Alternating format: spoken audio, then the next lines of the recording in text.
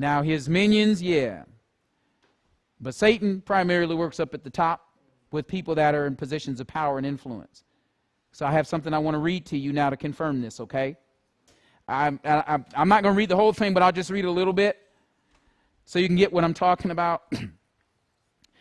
This is the Washington Post, and it says, "Is the White House haunted? A history of spooked presidents, prime ministers, and pets."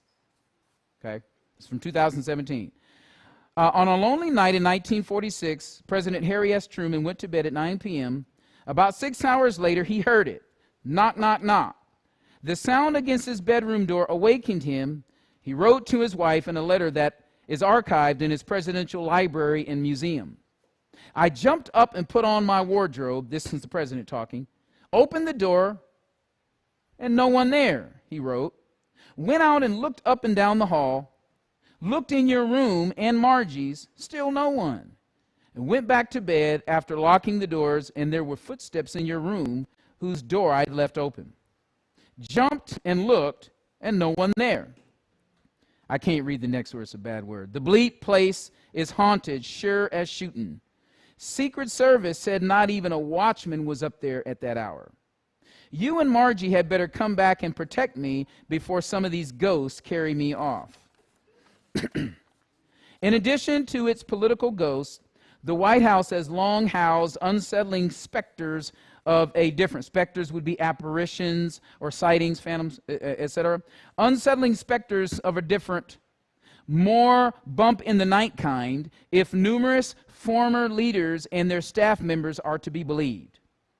Whether one embraces or mocks the paranormal, the many accounts that have spilled out of 1600 Pennsylvania Avenue over 2 centuries give ghosts an undeniable place in country's history.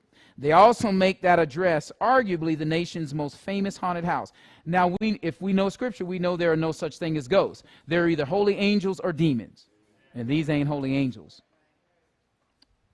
The sightings, which have been documented in eerie detail by scholars and newspapers, involve a former president who appears when the nation needs a leader most, a daughter who pleads in vain to help her doomed mother, and a first lady who is sadly perpetually stuck doing laundry. These are all the different sightings they're seeing.